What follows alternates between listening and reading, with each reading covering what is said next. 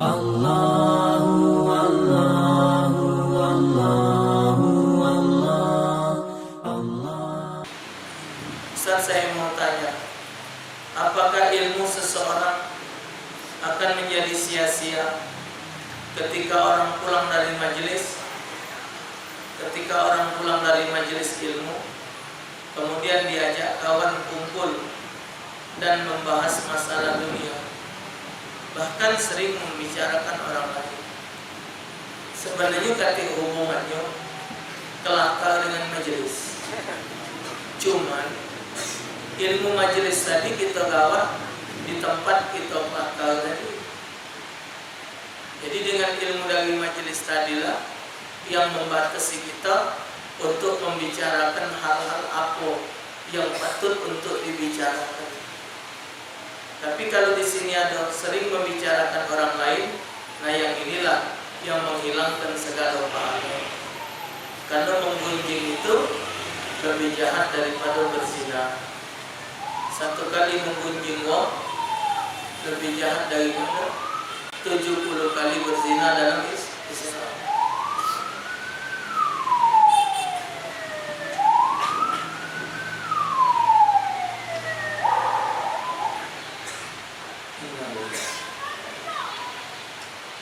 Ya Allah,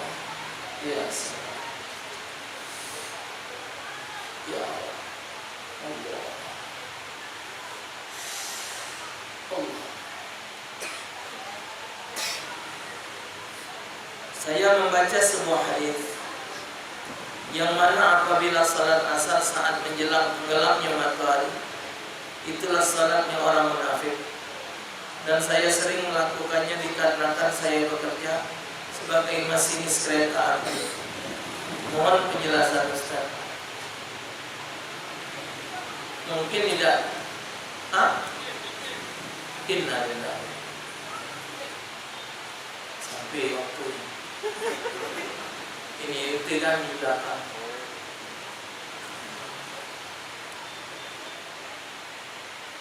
Kan kalau kita tugas tuh tidak ada sifatnya konyinyu.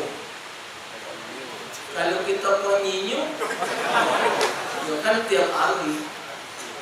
Tapi kalau kita mesinis nih, kan gile lah. Kadang-kadang kita, kadang-kadang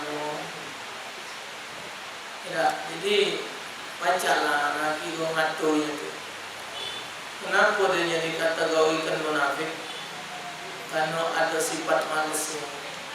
Karena salah satu tanda munafik itu malas di dalam qamu ila salati qamu kusala.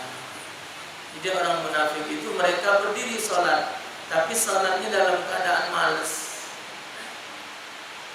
Galak antara galak dengan tidak, malas-malasan. Sengajanya sholat itu ngambil waktu yang akhir. Padahal kan kalau sholat waktu akhir itu dia dewek yang tak lemah, ngajar-ngajar kau. Ya. Jika ada orang yang telah menyakiti hati kita dan keluarga kita, dan orang tersebut tidak ada niat untuk meminta maaf kepada kita, apakah ada balasan untuk orang seperti itu di akhirat kelak? Ini bab zalim. Bab zalim ini menghabiskan pahala diri dia. Ya.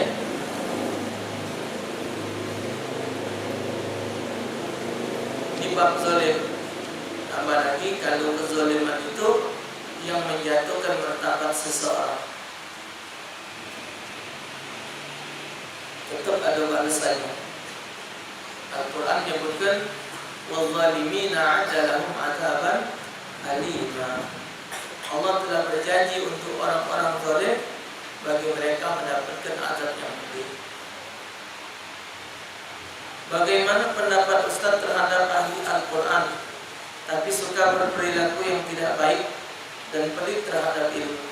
Rubama qara'ul Quran wal Quran yal'an. Berapa banyak mengerti baca Quran tapi Quran melaknat dirinya. Saya sering kepikiran kepada seseorang yang sebenarnya tidak ingin saya ingat, sehingga membuat hati saya tidak tenang. Apakah itu pengaruh dari syaitan? Inilah bedanya Allah dengan manusia. Kalau kita minta ampun kepada Allah, Allah tidak punya sifat dendam. Kalau manusia, walaupun seseorang itu sudah memaafkan seseorang, dia tidak akan pernah melupakan kejahatan orang itu kepada diri. Maka itu jangan pernah berbuat kezaliman kepada seseorang. Memang kadang-kadang orang menganggap kita menzalimi dia. Itu anggapan dia terhadap diri kita. Tapi yang kita juga harus menyadari, kalau memang kita menzalimi dia, kita minta maaf dan kita berubah dari perilaku kita. Sebab bagaimana sebenarnya Islam memandang politik? Karena kebanyakan yang saya dengar, jangan bawa politik dalam dakwah. Mohon penjelasannya Ustaz.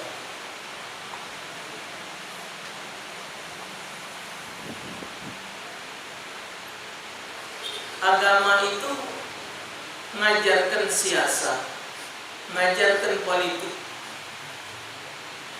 Sholat itu kan ada politik, ada imam, ada makmum. Yang bacaannya benar, dikoreksi perbuatannya tingkat, itu kan politik. Nabi waktu berperang, cara berperang kan politik. Cara ngajak orang masuk Islam, politik. Jadi kalau ada mengatakan tidak perlu berpolitik, itulah orang Islam dibudi wong. Itulah orang Islam selama ini dijahati wong. Macam sekarang ada partai, jelas-jelas partai punya wong kafir. Kenapa orang Islam nak milih dia? Walaupun calonnya pakai sorban, walaupun calonnya pakai jilbab, dosa dipilih lah.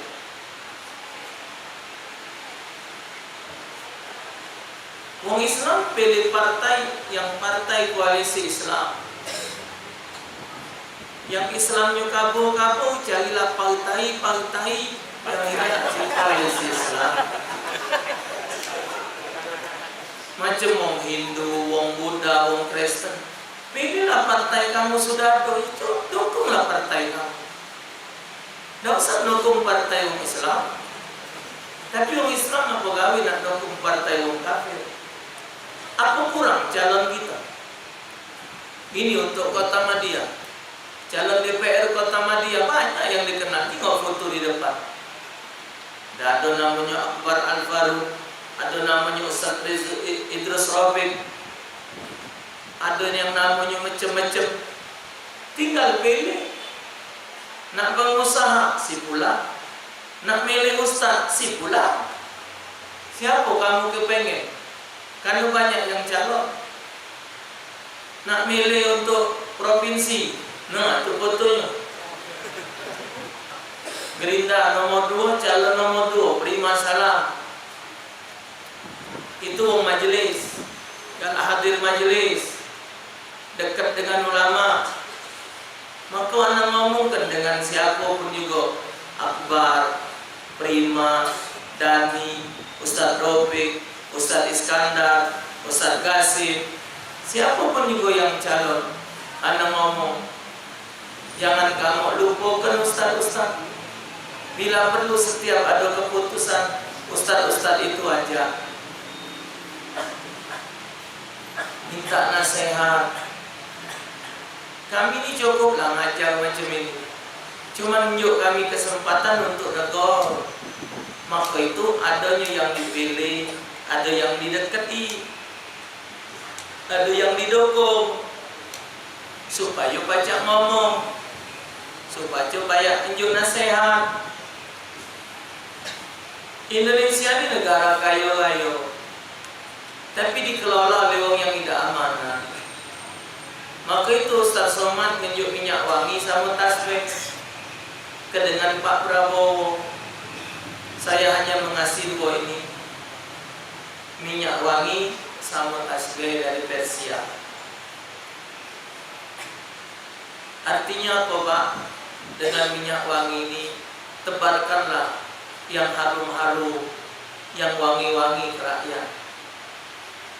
Maksud tasbih ini aku supaya Bapak selalu ingat kepada Allah setiap menetapkan hukum dan perbuatan.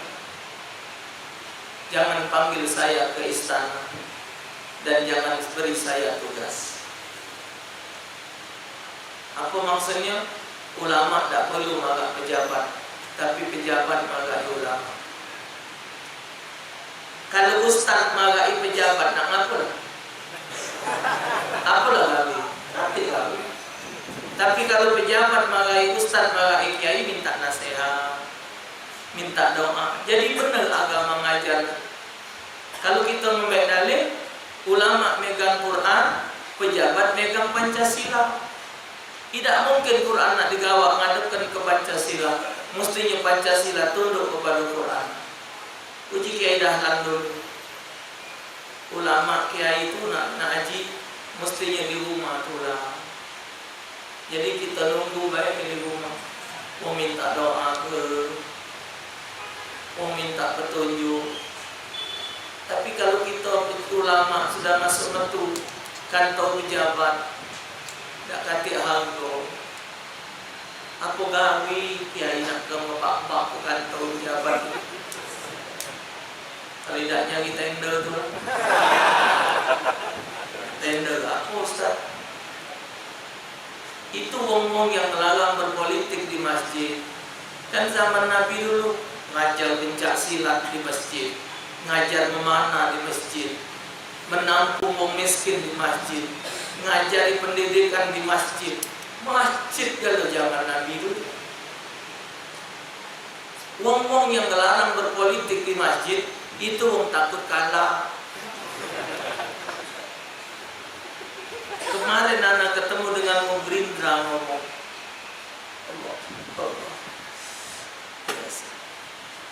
Ustadz, kami cuma yakin punya masa 34.000. Tapi waktu Pak Prabowo datang, mungkin 200 ribuan lebih Ustadz yang datang. Selebihnya itu punya kiai galau. Selebihnya itu punya ustadz, punya ulama. Kami tidak sanggup nyalahkan mereka. Kalau memang Pak Prabowo setiap datang minjuk duit 10.000 resiko, berapa triliun beliau menentukan duit. Coba kalau 100.000, kalau 10.000 beliau datang, berapa triliun keluar duit. Sementara yang niat makan nasi, itu gorengan, bakso, es, itu wong galau ayam. Ada gerobak gorengan siko itu nanda dibayar. Biarlah kami sedekah hari ini.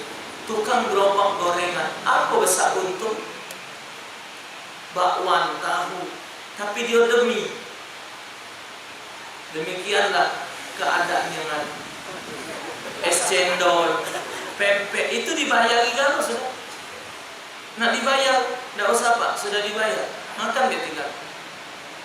Bakso, lah makan. Baik, tidak usah Pak, sudah dibayar.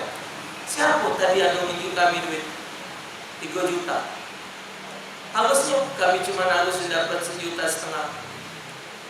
Lebih uang itu tidak tahu macam mana. Yang es dibayar 2 juta. Tidak tahu siapa mau. Jadi yang datang itu makan. Pempek, martabak, seluruh itu yang berdagang. Tidak ada orang makan itu yang sangkin. Kita tidak tahu siapa orang. Coba. Jadi kalau difitnah, dibilang begini dan begitu, itu salah.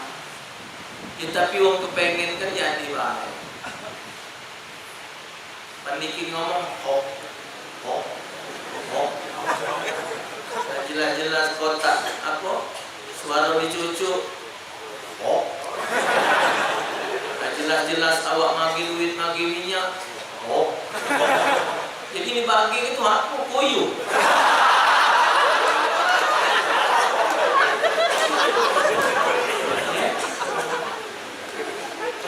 Jadi wong sudah panik, tebakalnya enggak, sudah takut.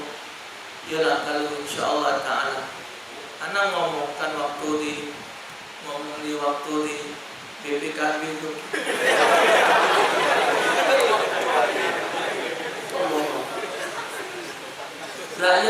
benci. Rakyat bukan benci, tapi rakyat menginginkan perubahan. Mungkin dengan presiden baru, negara akan lebih baik. Bukan benci, Islam melarang untuk menanamkan kebencian. Tapi ini datang waktunya untuk mengadukan perubahan. Ya sudahlah kalau memang menang dan tidak lagi dengan kita. Sebenarnya siapapun pertahanan tidak harus banyak bekerja. Ingat kelak kalau kamu jadi pejabat satu saat sedang menjabat, nak menjabat lagi. Sebenarnya menjabat kedua itu tidak perlu banyak gino usaha. Karena kita sudah berbuat. Kalau memang masyarakat uang senang dengan yang sudah kita buat, dipilih uang lagi. Tapi kalau orang tidak senang, ngabiskan energi banyak. Ketika kita sedang menjabat, jalan kita cor ke yang nganggur, kita yuk pekerjaan, tempat-tempat menuntut ilmu kita bagusi, yang sakit kita bantu. Kan dijingok wong kinerja kita. Iya kan? Jadi kalau kita nyalon lagi, oh bapak ini lagi, oh bapak inilah yang ngecor ke jalan kita, oh bapak inilah yang mamur ke majelis kita, oh bapak inilah dulu yang ngewang bantu mak aku sakit. Oh baik, bapak ini bagus. Pilih orang, tidak perlu energi nak debat-debat, tidak perlu kami, sudah tahu.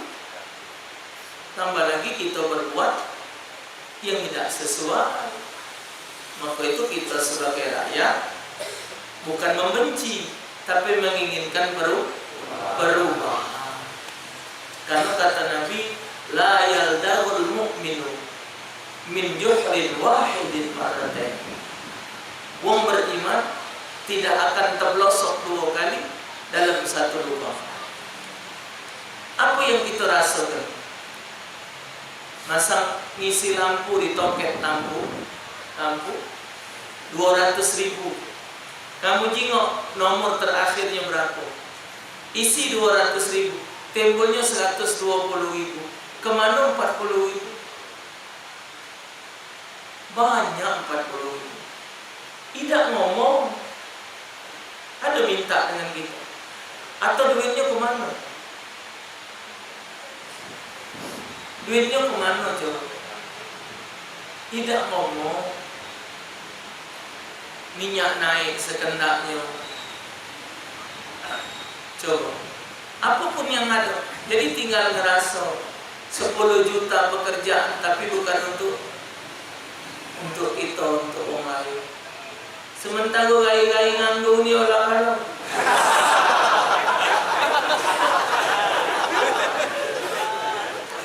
Kalau memang kita dikasih pelatihan, pendidikan, siapa yang tidak bisa montir? Siapa yang tidak bisa ilmu pertukangan? Ya kan? Dibikin kursus ilmu pertukangan, dibikin kursus ilmu perbengkelan, ilmu komputer, banyaklah yang galak. Setelah ada itu dipekerjakan. Ilmu penanganan mengatasi orang melahirkan, bidan ngajarnya, dokter kandungan ngajarnya, mau belajar. Kursus masak kue, dibikin pekerjaan, bikin kue ini, roti ini. Akhirnya umat Islam, kalau orang bisa bikin makanan lemak, kenapa Islam tidak bisa lemak? Mestinya pemerintah tuh cerdas macam itu. Bukan idenya itu nak maju. Salah. Cuma mikirkan kekayaan. Presiden, wakil presiden itu besar gaji. Tapi kata Pak Sandiaga Uno, tidak, saya akan ambil. Gaji itu akan saya berikan kepada orang miskin dan du'afa. Terakhir dia jadi wakil gubernur, 1 rupiah tidak dimbeknya duit gaji. Dia punya pegawai 30.000. Kalau satu pegawai gajinya 1 juta, 30 miliar sebulan dia ngaji wong. Jadi duit dia berapa? Wajar kalau dia ngomong, kami bersyukur, kami sekeluarga bersyukur kepada Allah yang telah memberi kami rezeki. Mobilnya mana ada mobil mewah? Sandiaga Uno, tidak ada mobil mewah. Mobil kijang biasa. Kita ni,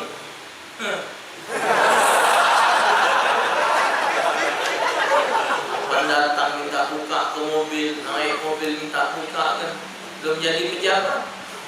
Pejabat ni diji ngomong, oi bapak ni hebatnya. Belum jadi pejabat sudah macam itu. Ya, terlalu minta dihormati. Jadi salah. Wong yang bilang tidak perlu politik itu salah. Jadi cukuplah keterangan Ustaz Somad, cukuplah keterangan Habib Rizik yang membahas umat Islam perlu berpolitik. Harus ngerti politik, tidak boleh buta politik. Iyalah insya Allah beliau jadi presiden. Amin. Beliau jadi presiden, insya Allah banyak perubahan. Amin. Jelas rencana beliau kalau beliau presiden ada penasehat presiden. Itulah Habib Rizik dengan Pak Amin Rais dijadikan oleh beliau sebagai penasehat presiden. Jadi apapun tetap beliau diramping penasehat itu mungkin ulama-ulama yang tua dan lain sebagainya. Allah Allah. Ini yang disebutkan Ustaz Somad ini misteri wong. Saya belum yakin, tapi ada beberapa ulama yang tidak terkenal, yang jauh dari keramaian. Saya tanya, jawabnya itu. Bahkan ada seorang kiai yang tidak galak makan beras di pasar. Dia nak makan beras dari sawah dia dewek nungguin. Dia ngomong 5 kali ketemu dalam mimpi, siapa kiai? Tahu. Jadi dengan petunjuk itu dia yakin bahwa itu misteri kiai yang pasti dicari wong. Ya, yang dicari wong itu kiai yang disebut Ustaz Somad sama batu tasbih itu. Tasbih Persia yang mujizat Somad beli di Madinah. Kami itu loh kau mencari batu itu. Ya, memang bagus loh. Memang harganya mahal. Itu di toko-toko jam-jam mahal. Kalau ada di toko-toko jam mahal, dia digantung. Koka, ada koka pakai perak, itu tergantungan tuh.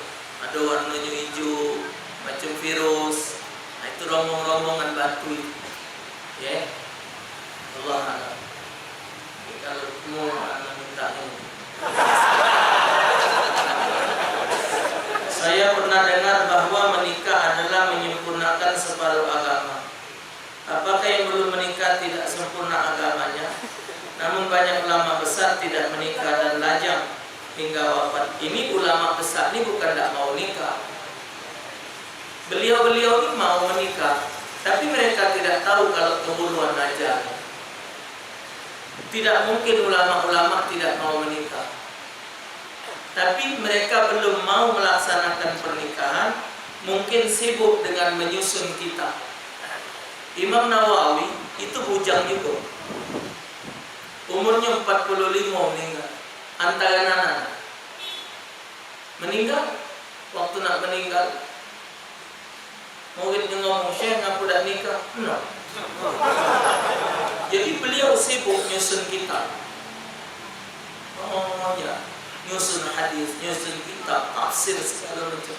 Jadi mereka mencintai kitab dan pelajaran, lebih mencintai daripada wanita. Kenapa orang menikah tidak sempurna agamanya? Ya, dia tidak mengetahui bagaimana pentingnya kehidupan dan apa hikmahnya Allah menciptakan wanita. Tapi yang jelas, para ulama ini bukan tidak mau menikah, keburu ajal. Keinginan menikah ada, tapi mereka tidak tahu rahasia Allah bahwa ajal mereka lebih cepat daripada jodoh. Insyaallah subhanahu wa ta'ala Allah meridai kita. Amin ya rabbal alamin. Insyaallah ta'ala 4 hari lagi 12 5 hari lagi kita menentukan pilihan. Pelajari siapa yang dipilih, siapa yang diyakini untuk menjadi pemilih. Jadi kalau yang wilayah seberang Hulu, Hulu 1, Pelaju, seberang Hulu 2, kalau mana milih itu inilah. Ya, kalau untuk provinsi ya, 5 Salam nomor 2. Kalau untuk Kota Madiyah ini banyak pilihan. Ini masih diistikharahkan. Karena ini wong dekat-dekat galau. Jadi masih minta petunjuk sama Allah Ta'ala siapa yang pas bakal dijadikan perwakilan. Cuman dari sebanyak calon yang ada ini, cuman ada 2 pihak yang dekat. Tapi itulah tadi, padahal kan sudah ijtima ulama Ustaz Somad, tapi beliau sampai keputusan 3 ulama yang didatang. 3 ulama ini tidak melok ke ijtima, tapi perbandingan hasil ijtima dengan 3 ini sama, dipadu saja. Tapi yang 3 ini Ustaz Somad lebih berhati-hati untuk mengambil keputusan. Wallah a'lam bishawab. Jadi memang perlu karena kita ni jaraknya jauh ke dengan Allah Ta'ala. Jadi kita harus mencari yang terbaik dan yang terbaik. Tapi kalau menurut perhitungan, yang bakal jadi anggota DPR tahun ini nasib-nasibnya. Kalau nak nentukannya itu sulit. Tulisan nama baik. Wong tua mana nak miti? Mana bercari nomor 2 tercucuk, nomor 1 baca. Jadi nanti, jadi yang tahun ini bakal jadi anggota DPR memang sudah takdir dia bakal jadi.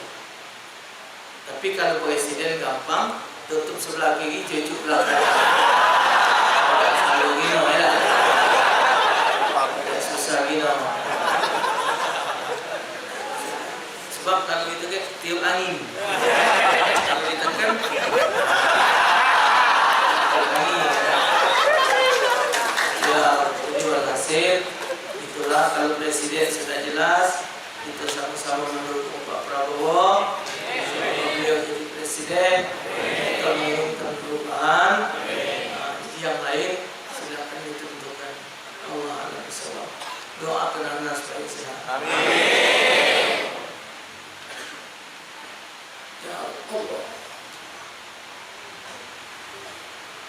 Suhu badan makin naik, semakin berkurang. InsyaAllah Ta'ala doa banyak jadi sehat. Sehat. Tidak hati anggapan panjang.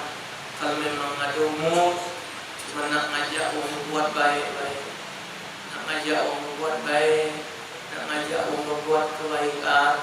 Tidak ada yang diharapkan tidak lain di sisa-sisa umur ini supaya menjadi orang yang bermanfaat untuk orang banyak. Allah a'lam bishawab. Ya Rabbi bil Mustafa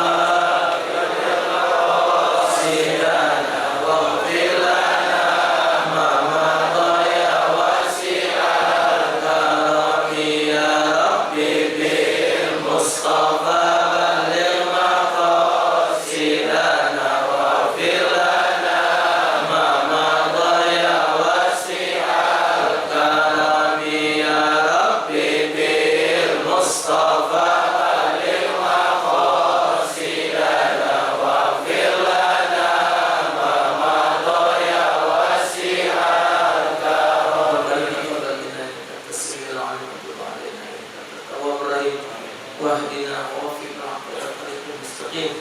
Sallallahu ala sayyidina Muhammad sayyidina mursalin. Alhamdulillah rabbil alamin. Assalamualaikum warahmatullahi wabarakatuh. Allah